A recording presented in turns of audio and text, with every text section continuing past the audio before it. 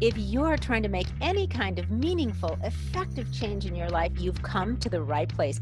Hello again, ladies and gentlemen. Welcome back. I'm Loree Bischoff. We are going to start talking some shift, and we are kicking off today with part 2 of my really fun podcast with Conrad Thompson. If you missed part 1, make sure you go back after you listen today, go back and check out last week because we covered a ton on entrepreneurship. Conrad is a brilliant businessman, and he shares his story about becoming a very successful entrepreneur. I know you won't want to miss it, so make sure you head back and check that out. And then, as promised, today, part 2, we're diving into all things podcasting. Conrad is a brilliant podcaster. He has created a podcast universe. He's super successful, and he has got some amazing details for you. So without further ado, let's roll into part 2. When I first met your husband, I was probably spending $100,000 a month in advertising just in Alabama and Tennessee. Ooh. But somewhere along the way, a friend who is a famous former professional wrestler named Ric Flair was offered an opportunity to do a podcast with CBS. They had a new Play.it platform, and he asked, because he knew I did radio advertising in the morning and afternoon drive, he said, "Hey, would you come in and ask fan questions for my first podcast? I don't want to just talk to just me and a microphone. I need to bounce it off of somebody, but Right. you could ask fan questions and you know how to do radio stuff. Will you just come to the studio?" And I said, "Sure." So I became an accidental podcaster. And at the end of that episode, CBS asked if I would come back the next week. So all of a sudden, now I'm in the podcast biz, but I didn't accept any payment. I didn't want any payment. What I wanted was, can I talk about my mortgage company on the show? Sure. So now I Ah, realized, instead of spending $100,000 a month that I had to work for, pay taxes on, and then just give away, now instead, what I'm going to do is I'm going to create my own audience through the podcast. And eventually I met a lot of folks that we interviewed over the years, including your husband. And I got not one, but now 5 of those every weekday.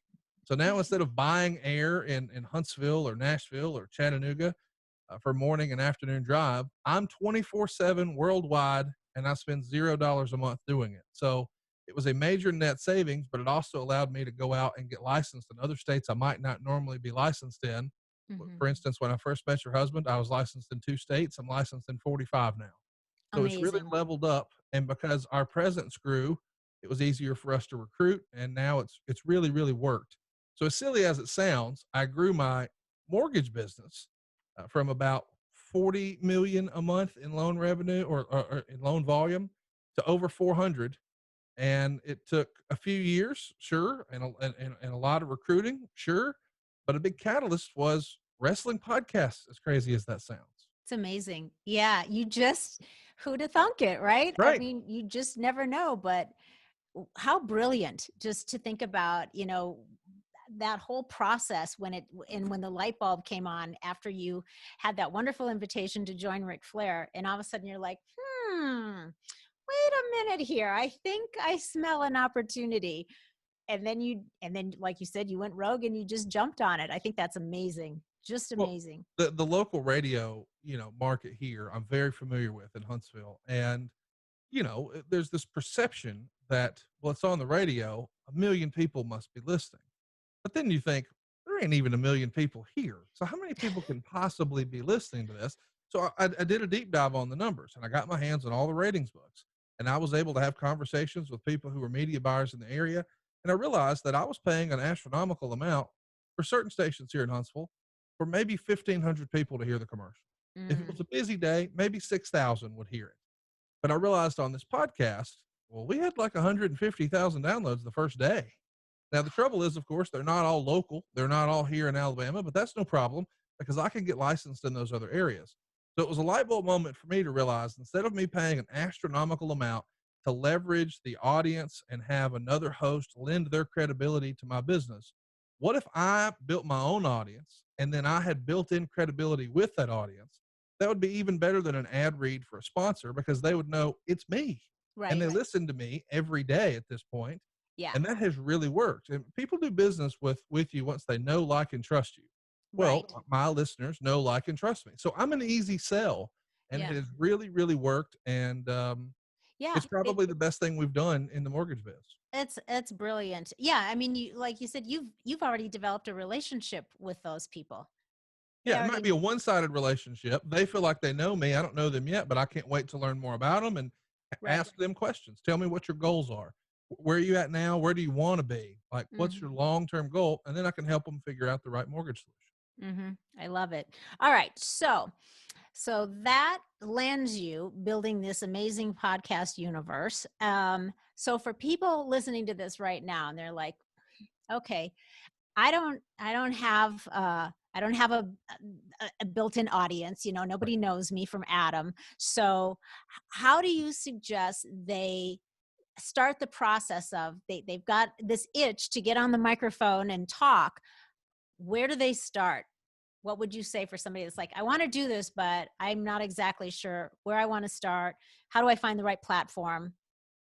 Beginnings.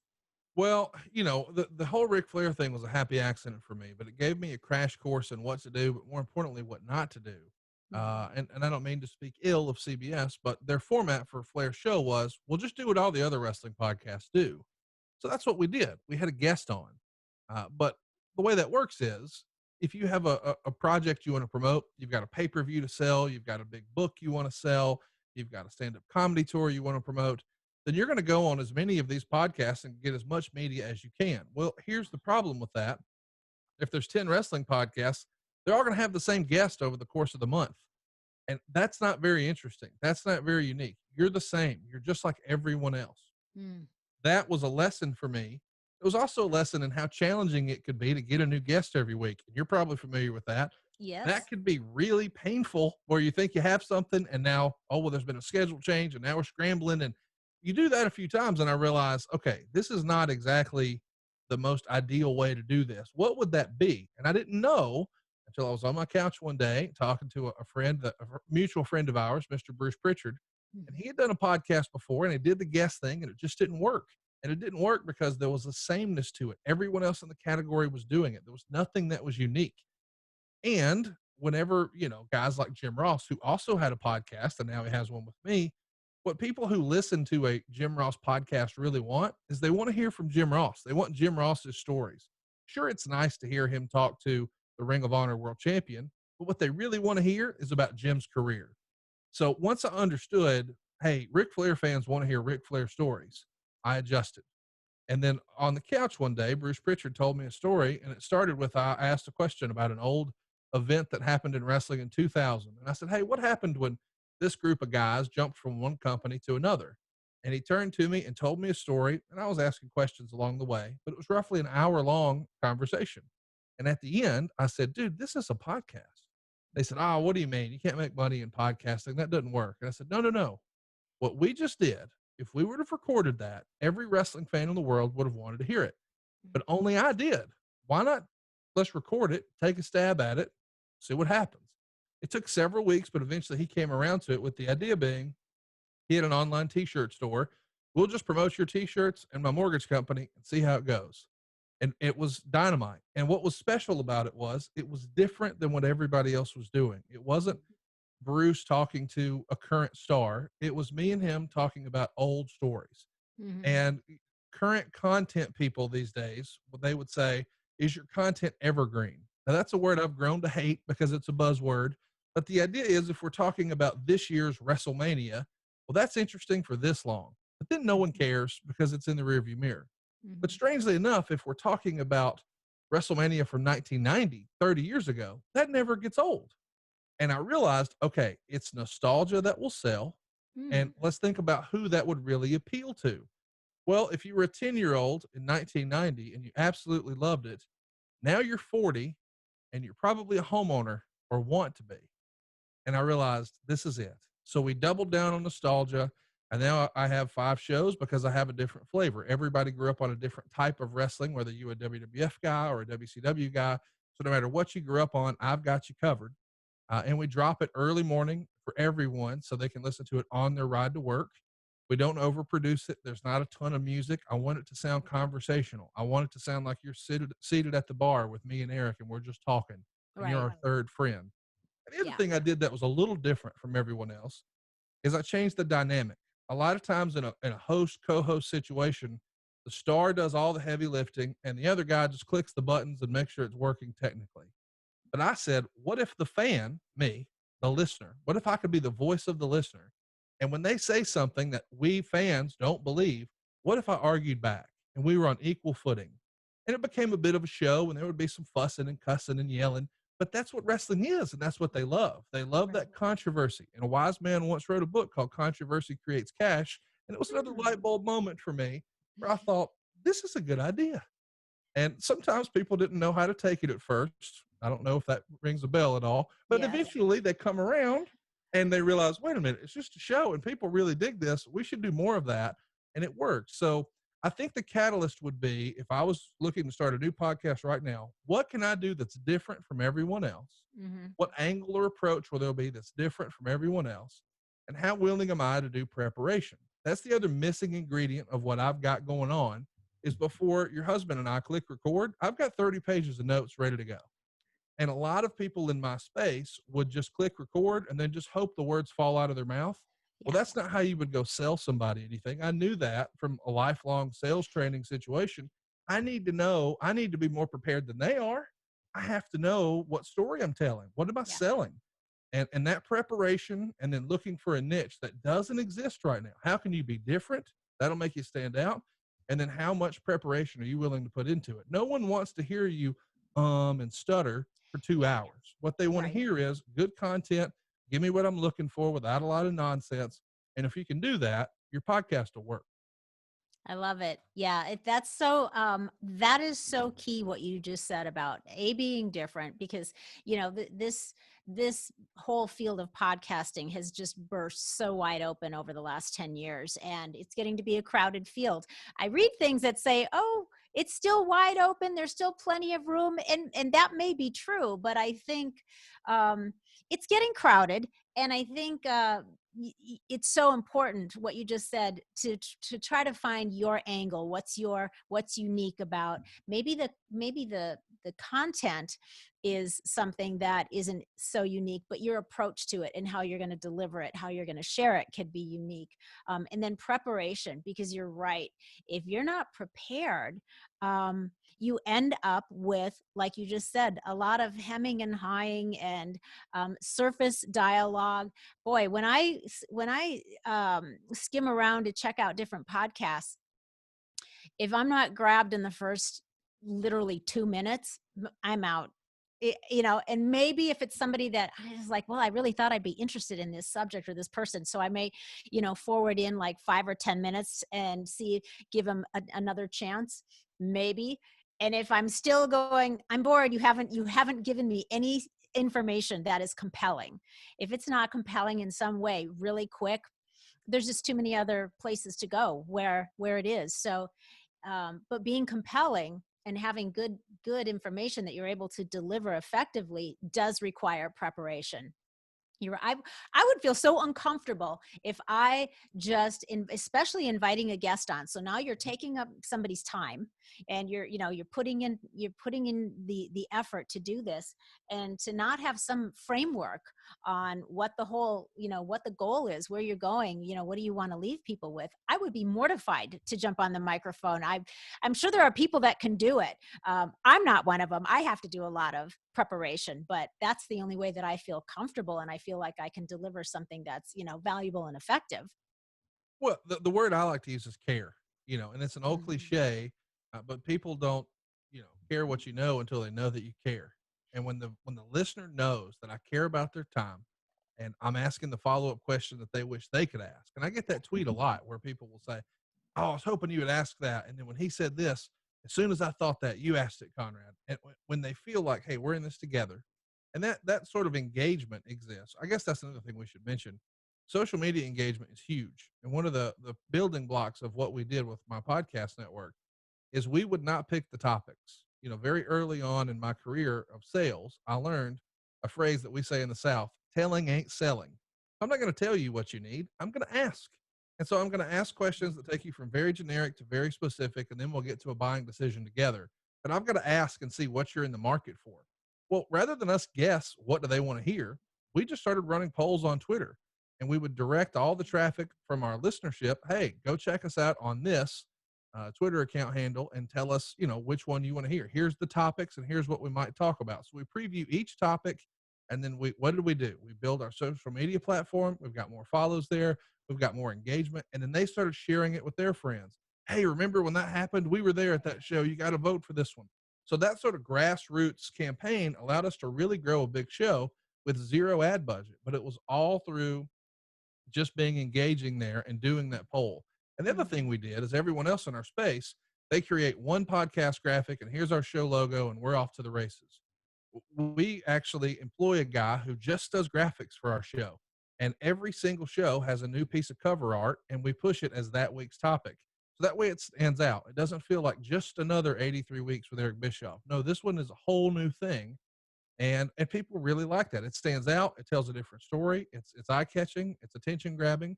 Yeah. And I sort of equate it to, and I don't know that you did this with your kids, but my parents bought me golden books when I was a kid. Every little kid wants their parent to tell them a story before they go to bed. Right. Well, it's like a, I don't know, 12-page book or nothing. It's a children's bedtime story book. Yeah. But you've got a cool little cover. And as a kid, I remember going over it, looking at my bookshelf, seeing all these. And then I look at the cover and pick which one I want to hear. And I wanted when they loaded their podcast app to see all these different covers and say, oh, SummerSlam 91, I want to hear that.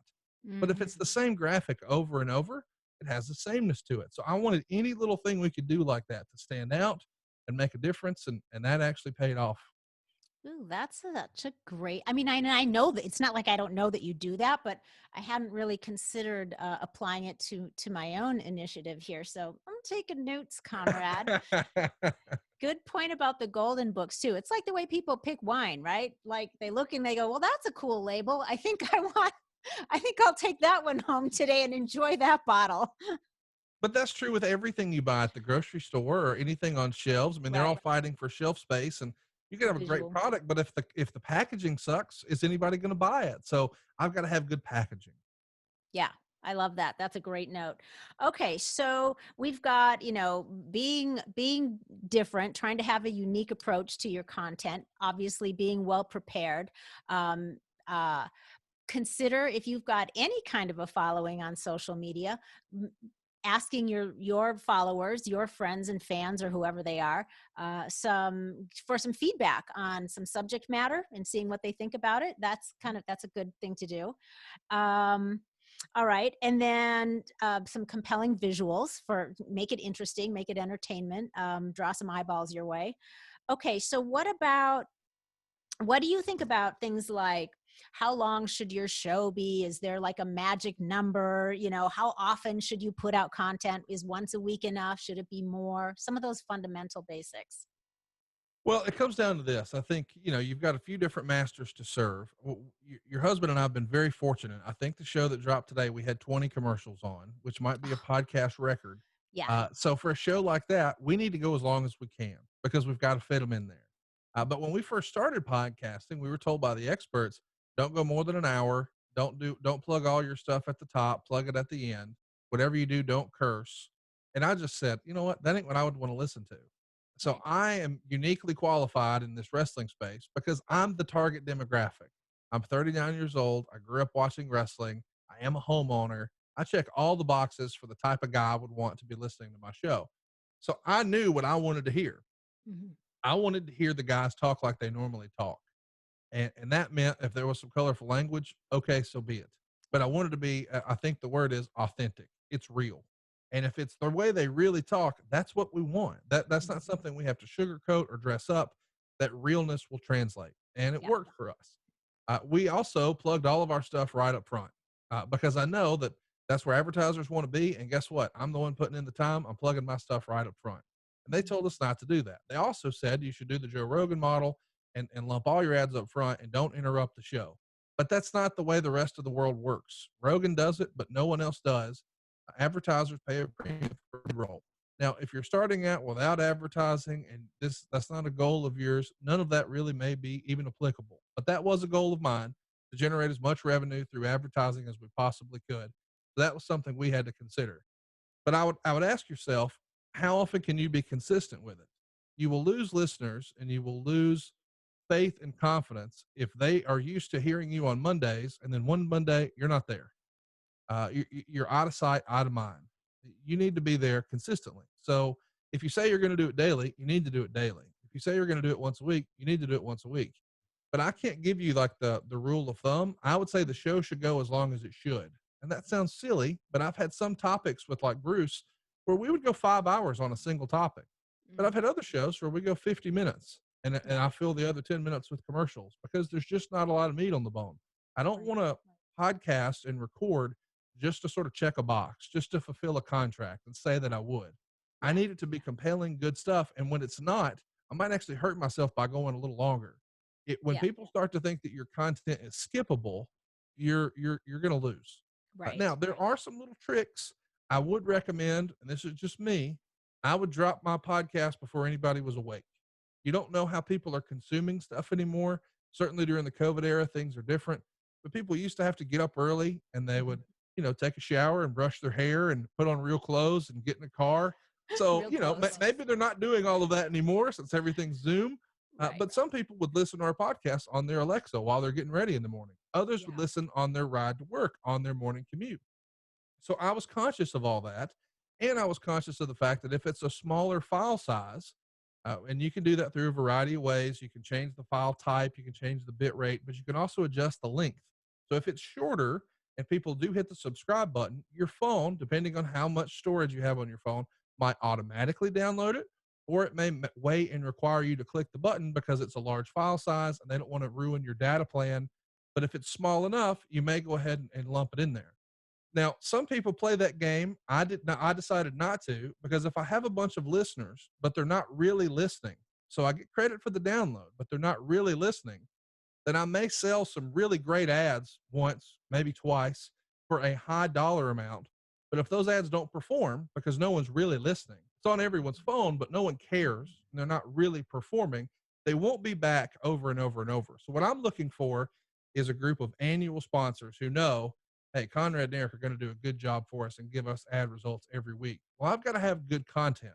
So if you're really interested in how do I pump my numbers up, I would post early and I would post short and I would post daily. And I would do that just because then you could sell what's called a cum. You could say, here's how many downloads we had this month. And if you had 20,000 people who downloaded every single show, but they did it 30 times that month, it shows a big number. But understand, you really just have 20,000 listeners. So before you go market yourself that I can deliver all these impressions, you might sneak a buy in there or two, but they're probably not buying a third time because they didn't get 600,000 impressions. They got 20,000 30 times. That's interesting. And I'm glad you brought that up because even it's taken me a while to start differentiating between what the metrics mean. I mean, and sometimes the guest will ask, usually the guest never ask, but sometimes the guest manager or PR person or whoever is handling them will ask, what are your subscriber numbers? And I think to myself, okay, so subscriber number, how many people stream this, how many downloads are there? They're all different numbers. They're all different metrics. And I'm like, well, I take it, I do my best, but could you explain for the listeners that are either already podcasting or they're new or they're thinking about it, really what those different metrics mean? Yeah. I mean, listen, there's a few different iterations that have been in existence and in place since I've been doing it. Once upon a time, everyone counted impressions. So if you started a podcast, but you didn't finish it and you came back 3 hours later and started again, that counts as 2 listens. So if it took you 10 visits because you're working and you got interrupted or whatever, life got in the way, that I could count you 20 times. And somebody somewhere said, that's a flawed system. We're charging people way too much. It's not the real number. We need to change that to where it's just a download. And then I think maybe they went too far and some systems didn't count streams anymore. Well, that's not really fair because people heard it just because they didn't put it on their device or on their computer. They streamed it. Well, then they started to say, okay, we're going to count streams, but we're going to start tracking IPs. So there's a few different systems that are in place that register. But for instance, we've had a partner called Audio Boom before. We've had another partner called Megaphone, and we've had a third partner called Art 19. But if you had an opportunity to review our numbers in all three are different.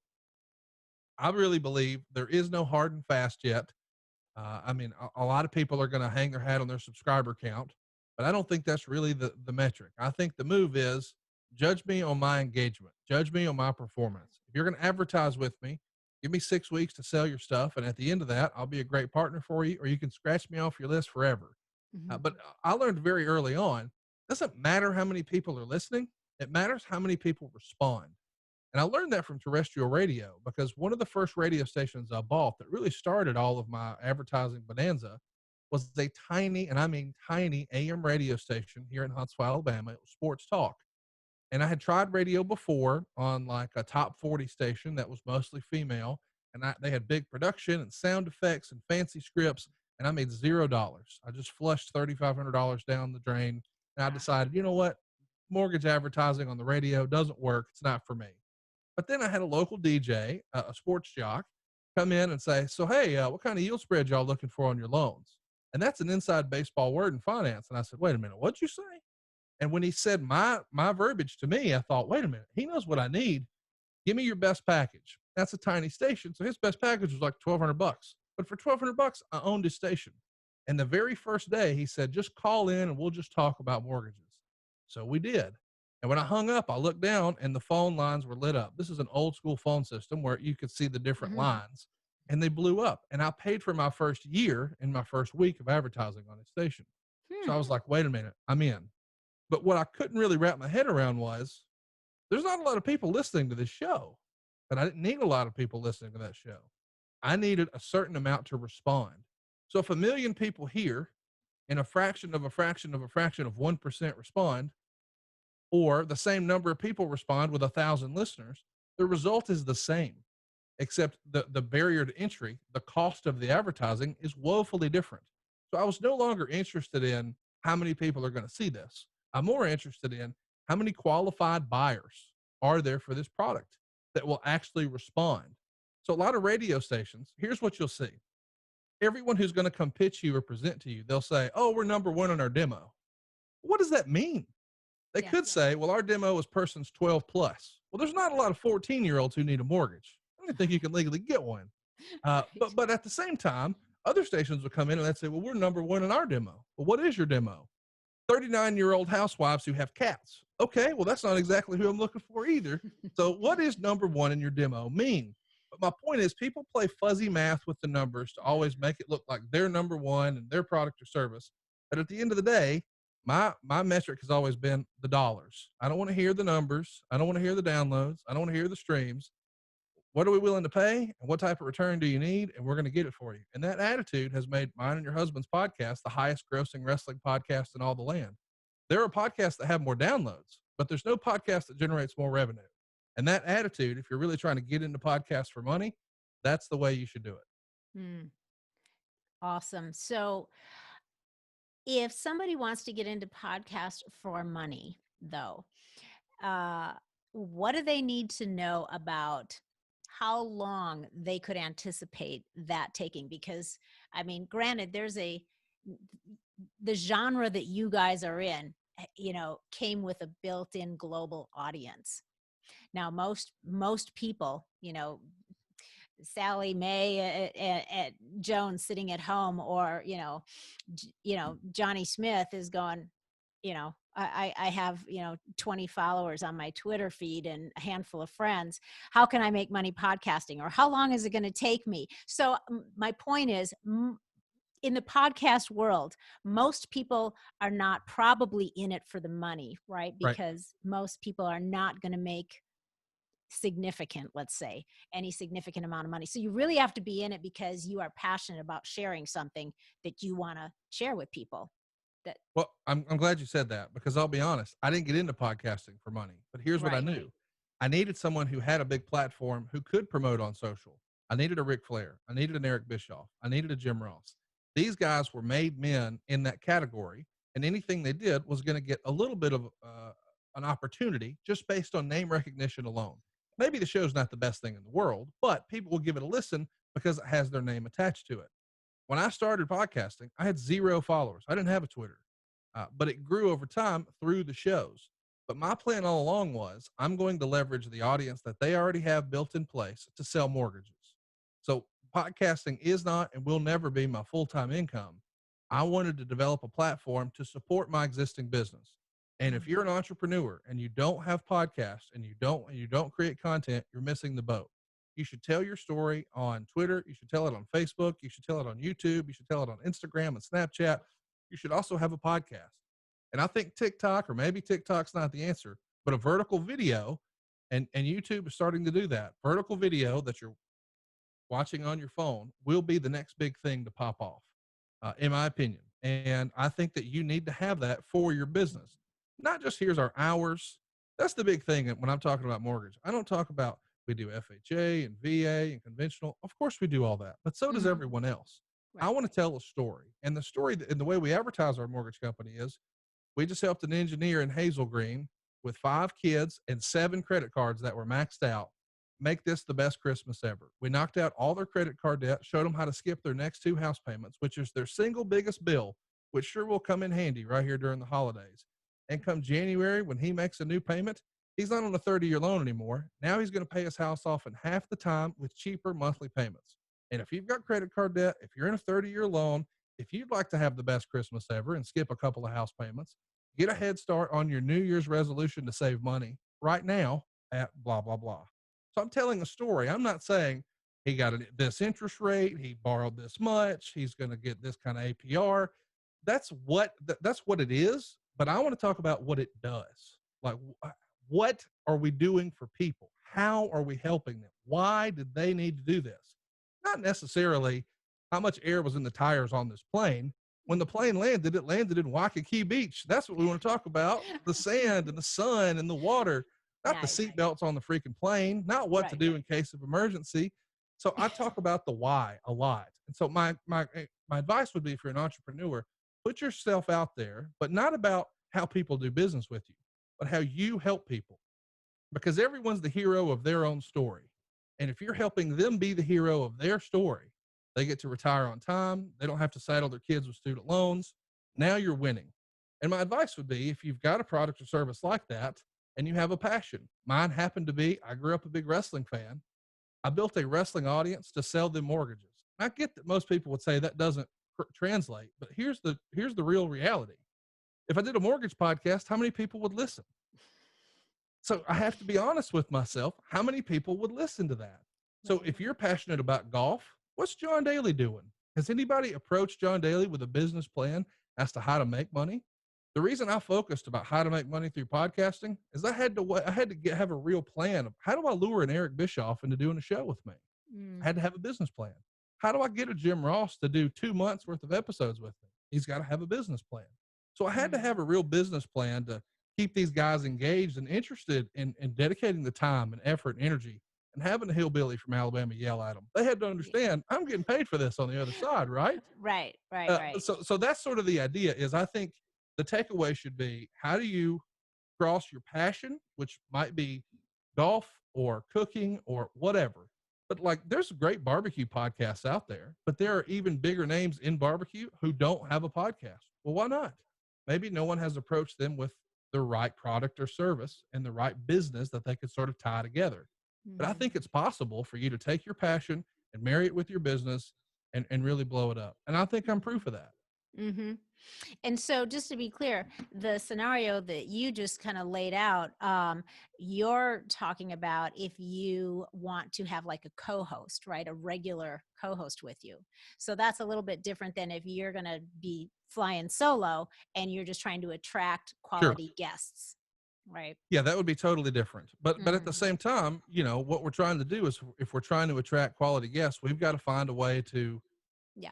to financially incent them to do it. And I know sometimes people say, "Oh, well, I don't have the budget to pay them to do it." Well, you've got to find something that you can marry with their. So they have to have something to promote. So, for instance, I've got another podcast coming up that I haven't announced yet, but it happens to be with an older wrestler who's in the Hall of Fame, who's a big deal and a big name in the space, but he's never done a podcast. But he does have a new business that he needs to promote. And he's seen what I've done with my mortgage business, and he wants to do the same thing with his business on a podcast. because he knows the audience will be there, especially if we bring our styles together, and then he can use that to grow his business. So my advice to you would be, if you're trying to grow your business as quick as you can, look for any and every opportunity to piggyback those platforms that other people have already built, like a celebrity co-host. But if you're not doing that, then that's okay too. Well, we should also mention, not everyone has to do podcasts to grow their business. This can be very fun. Yeah. So you have to decide going into this, is this going to be a hobby and a release for me, or is this a business? If it's a business, you definitely need a strategy and you definitely need a plan. But if you're just having fun, click record and have fun. It is fun. Yeah, that's a great point too, because not everybody needs to. Yeah, it's not their desire or their goal to try to Correct. build their business or turn it into a business. They just want to get on and talk to people and share whatever it is up for them, Sure. and make it just a really fun hobby for yourself. And whoever's listening is listening. And That's exactly right. yeah, I love that. Okay, so last question. And this kind of goes back, I guess, more into the entrepreneurial conversation we started out with. So, for the person that is like right now, maybe they've got some passions or they've got some hobbies, but they're in this kind of stuck place that a lot of people are in right now. And right now, they're mostly passionate about bringing in some income.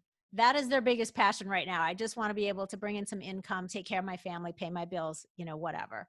So, in your opinion, where do you think that some of the best opportunities lie right now for somebody that's just like, I'll do anything? Well, I mean, I think in the end, it's definitely going to be through sales. You've got to figure out something that you enjoy selling. And I know that sounds silly, but I started this whole conversation by saying everything is sales. Yeah. And I know a lot of people would say, oh, well, I'm not a salesman. It doesn't feel like sales if you're really passionate about it. Like, I don't really sell mortgages. I just explain math and show them, hey, here's what you've been doing. Here's what you can do with me. Hmm. And then they tell me if they like that or not so much. But there's really nominal sales involved in the whole process. But I do believe that there are a lot of solutions out there where you could go sell something. I mean, I'm a big follower of Gary Vee, and Gary Yeah. Vee has been showing the blueprint for years of how to go to yard sales and make 100 grand a year. And that sounds silly, but I know people who are doing it. I also knew people who jumped on his bandwagon a few years ago and started doing the baseball card thing, and it's gone up 10x just this year. Hmm. Cards that were selling for, $4,000 this past December are now selling for $45,000 this November. And that's 11 months later, and it's, 10 or 12 times more. And so those opportunities are there. I think my biggest advice to you would be, you've got to be receptive to opportunity. And I know that sounds crazy, but I don't have a desire to be a great wrestling podcaster. I mean, I guess I do, but I'm saying I'm not looking for a sixth one. I wasn't looking for a second one, but an opportunity presented itself. I was doing a show with the biggest name in wrestling, one of the biggest names in wrestling, Ric Flair.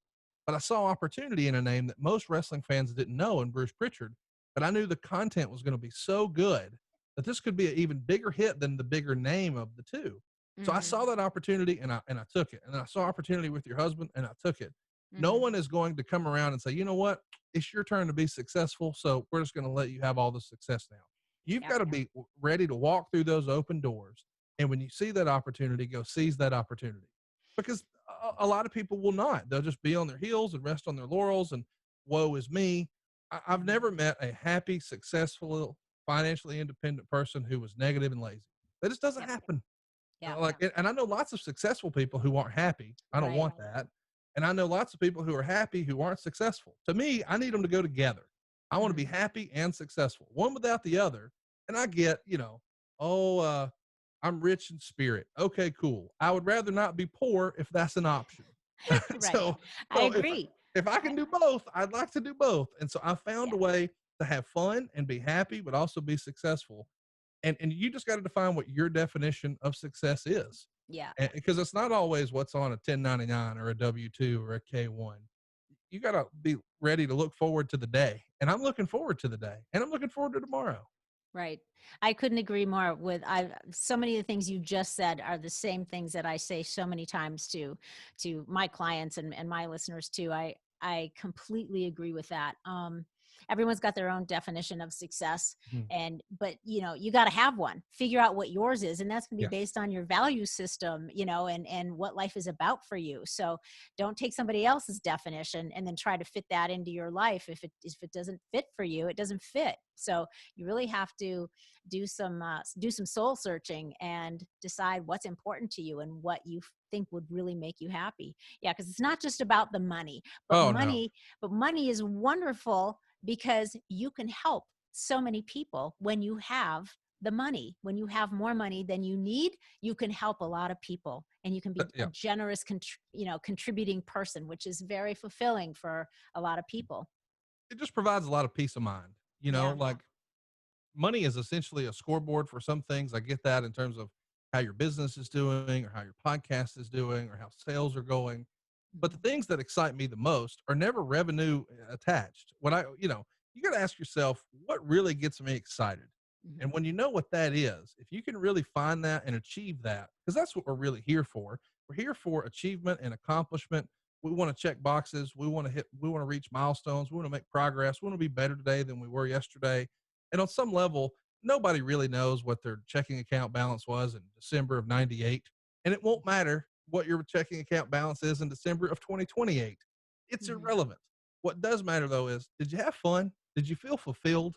Were you Right. excited? And if you can really answer those the right way, you're on the right track. My Yeah. favorite thing in my real life, my mortgage business, is when I have an employee, someone I brought onto the team. We sit down, Mhm. we map out their goals, I figure out what they're really trying to accomplish, and they exceed those goals. When Mhm. they go buy a new house, when they write a check for a new vehicle, when they can send their kids to college with no student loans, that's the real success. Not necessarily a bigger bank account for me, but seeing that I was able to have a positive impact in someone's life. And the most rewarding piece, and you've seen some of these messages, your husband and I get all kinds of messages from people. We were their support system through a tough time in their life through our podcast, and we had no idea. But that keeps me going when some days I don't want to talk to your husband for 3 hours, but some guy out there really, really needs me to. And Right. that's to me is way more important because I could just send a text message to our producer and say, just play a best of. And you Yeah. drop the ads in there. We'll still make the same money. I'm not doing it for the money. I'm doing it because I feel fulfilled when I get those messages. So Yeah. there's way more. I know we've talked about money a lot today, but it's because I thought we were talking about business. But the reality is, I want to feel fulfilled, and Yeah. I can do that through the way I've married these two things that seem pretty random: mortgages Mhm. and wrestling podcasts. Yeah. Yes, on the surface that does seem insanely random, but you've knitted them together so beautifully into something that is so rewarding and successful on multiple levels. And I think it would be safe to say you ultimately have ended up creating some things that went far beyond probably Oh yeah, what you initially imagined, with these amazing, little pockets of communities that have developed inside of the shows and everything that you are putting out. I think it's amazing, and this year in particular, was really needed for a lot of people.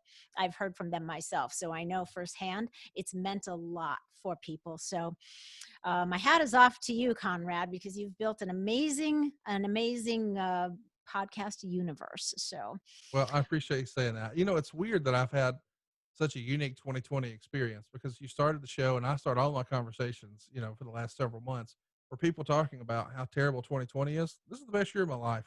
mhm. But 19 was the best year of my life. And then before that, it was 18. And then before that was 17. Life just keeps getting better if you're really happy in what Yeah, you do and you're yeah. looking forward to tomorrow and you feel fulfilled and you have a shift and you go rogue like they do here on this show. Totally. I love it. And I feel the same way. Every year is always the best one yet. It's Yep. always like that. It's a good feeling to have when you wake up every day. But Absolutely. I want to make sure that you tell people where they can find you, more about you, everything you have to offer. Go ahead and let's share it. Saveaconrad.com is where all of our podcast listeners go to check out our mortgage services. The real website is 1fmc.com for firstfamilymortgagecompany.com. And I'm on Twitter. That's probably where I'm most active at Hey, it's Conrad. And if you've got a question and I could be of any service to you, shoot me an email. It's Conrad at savewithconrad.com. Perfect. Conrad, if you're not already doing so, I think you should be like a business coach in all your spare time. In all your spare time, let's throw that in the mix, shall we? It's funny you say that. I was approached, I guess, 2 weeks ago about perhaps doing like a podcast mentor business where I could Mm. teach people how to get their podcast off the ground or how to make money in podcasting. And I'm pretty sure my wife would say, "So when is there time to do that?" But it's a fun idea. Yeah. Sorry, Megan. Forget I Yeah, said that. yeah. All right.